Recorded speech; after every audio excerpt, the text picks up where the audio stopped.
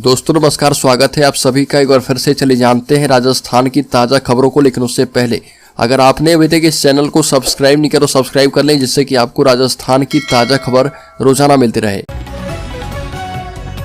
सबसे पहली खबर, जयपुर की हवा महल सीट से विधानसभा चुनाव जीतते ही बालमुकुंद आचार्य एक्टिव मोड में आ गए और अपने कार्यालय पहुंचे बालमुकुंद आचार्य से उनके समर्थकों ने जयपुर परकोटे इलाके में खुले में नॉनवेज की दुकान लगाने वालों की शिकायत की। इसके बाद चार दीवारी के प्रमुख बाजारों का दौरा किया गया।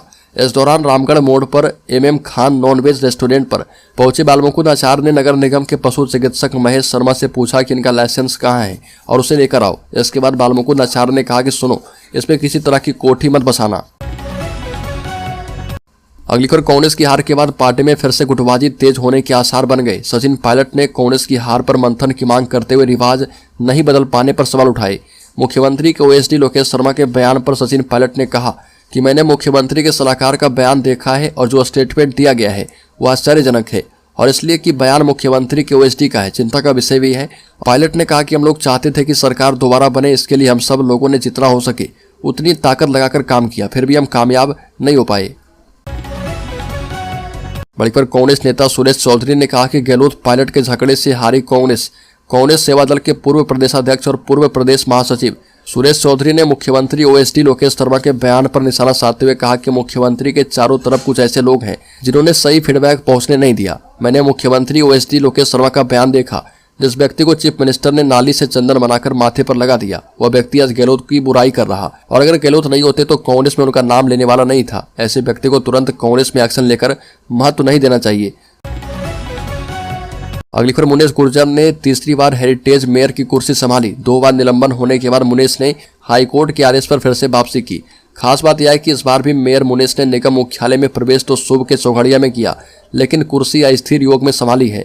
ज्योतिषियों की माने तो सुबह 10:59 पर शुभ का चौघड़िया था। इसके बाद मुनेश ने 11:15 बजे कुर्सी संभाली। बड़ी खबर, राजस्थान में CM फेस को लेकर हलचल तेज। बालकनाथ से कांग्रेस नेता अधीर रंजन ने कहा कि राजस्थान के मुख्यमंत्री बन रहे हैं। राजस्थान विधानसभा चुनाव में जीत के बाद अब बीजेपी में मुख्यमंत्री के चयन को लेकर दिल्ली से लेकर जयपुर तक हलचल तेज हो गई है। मुख्यमंत्री पद को लेकर दिल्ली में बैठकों का दौर शुरू होने जा रहा। हालांकि बीजेपी के मुख्यमंत्री पद के दावेदार नेताओं ने जीत के बाद रणनीतिक रूप से चुप्पी साध रखी है। मुख्यमंत्री पद की हलचल के बीच 25 से ज्यादा विधायक वसुंधरा राजे से मुलाकात करने को लेकर सिविल लाइन्स स्थित उनकी आवास पहुंच चुके थे और इसमें कालीचरण सराफ, बाबू सिंह राठौर, कालूलाल मीणा, KK बिश्नोई, विक्रम बंसीलाल शामिल थे और इनके साथ ही कई विधायक हैं, जो कि विधायकों ने कहा कि राज्य को CM फिर से बनना चाहिए। अगली खबर, प्रदेश में राज्य के घर पहुंचे 47 भाजपा विधायक। बता दें कि प्रदेश में जनादेश मिलने के बाद अब नए मुख्यमंत्री को लेकर भाजपा में गहमा गहमी है। सर्वाधिक चर्चा में वसुंधरा राजे का नाम शामिल है।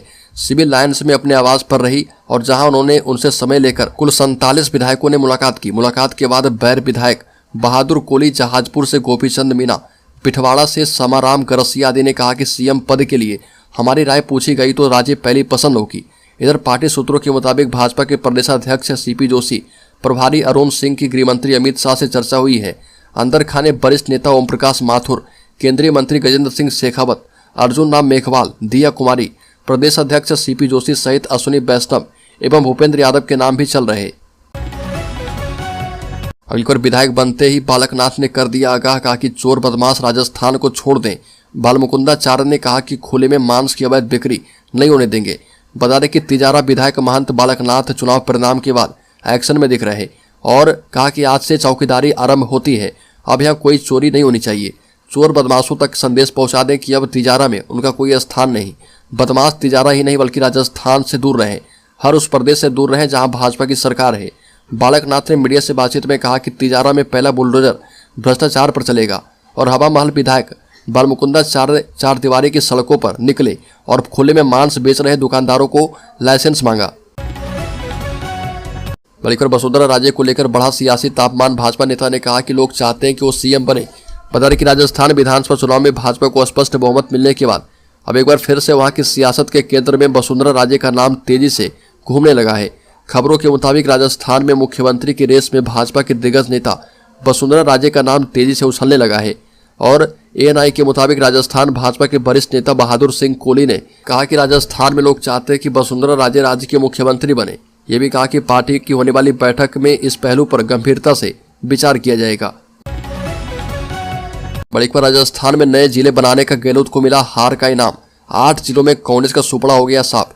राजस्थान विधानसभा चुनाव 2023 में वोटर्स ने हर 5 साल में सरकार बदलने का रिवाज तो कायम रखा, वहीं अशोक गहलोत को भारी झटका दिया है। राज्य में 33 जिले वाले राजस्थान 52 जिलों और 10 संभागों वाला बन गया और खुद मुख्यमंत्री गहलोत ने इसे ऐतिहासिक कदम बताया था। लेकिन इसके उलट मुख्यमंत्री की इस घोषणा के बाद कहीं खुशियों का माहौल था तो कहीं आक्रोश व्याप्त था। हालांकि 8 जिलों में कांग्रेस का सुपड़ा साफ हो गया। बड़ी खबर, राजस्थान के आदिवासी क्षेत्र में भाजपा और कांग्रेस के लिए भविष्य में मुश्किल बने की बात।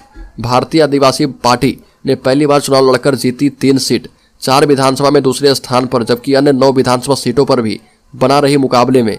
बता दें कि आदिवासी मतदाताओं ने पहली बार चुनाव में उतरी भारत आदिवासी पार्टी बाप के 3 प्रत्याशी पर भरोसा जताते हुए विधानसभा के लिए भेजा है।